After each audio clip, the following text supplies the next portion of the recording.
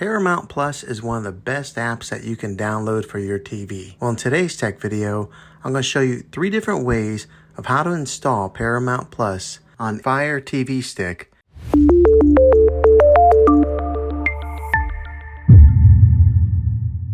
It can be really frustrating if you want to watch some of the great content that is on Paramount Plus and you find that your TV is unable to download it. If your TV is an older model of smart TV, then it could prevent you from downloading this app.